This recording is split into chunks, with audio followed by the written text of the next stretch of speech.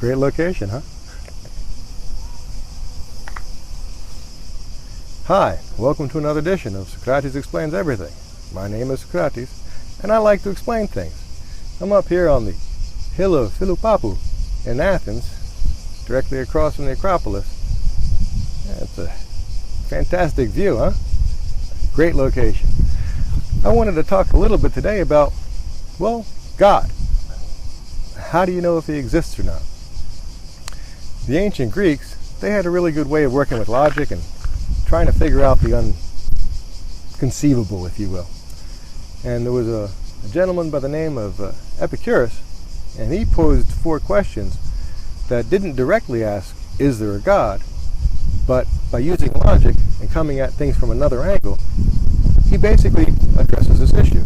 His question is, where does evil come from? And as you know, there's a lot of bad things in this world.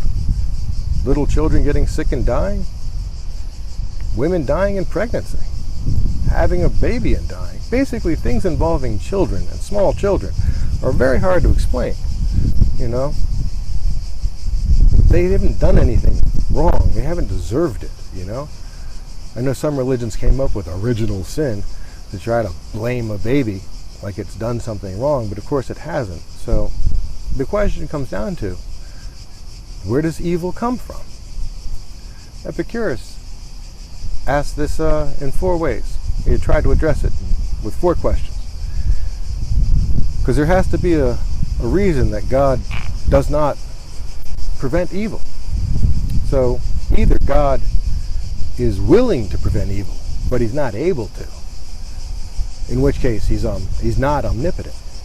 He is not all-powerful. But that would explain why there's evil. God would love to help, just can't do it. It's a pretty weak God.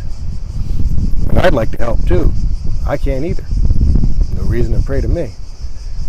The second option would be that God can prevent evil, but he's not willing. In which case, he himself is malevolent. He would be evil. Because something that could help, but chooses not to, that's pretty bad. And why would you pray to a devil? Trying to convince it to change its mind? I don't think so. The third one would be that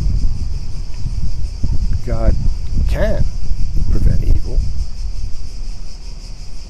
and is willing to prevent evil. Then where does evil come from? Because we know it exists. As I said, little babies die every day. Where's God? The last would be that God is neither able nor willing to prevent evil. In which case, why would you call him God?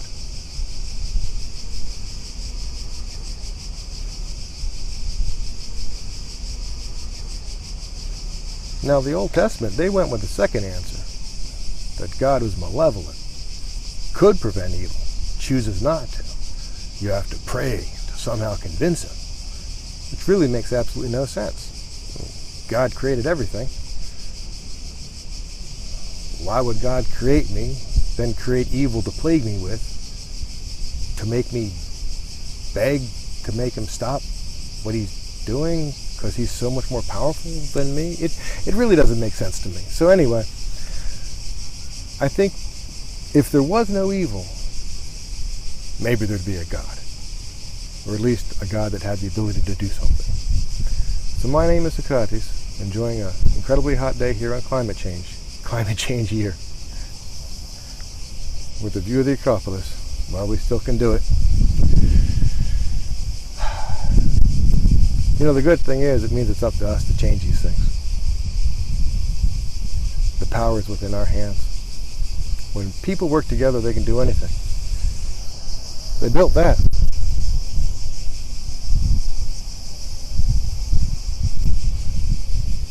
Anything's possible. I believe in us. This is Socrates, here in Athens.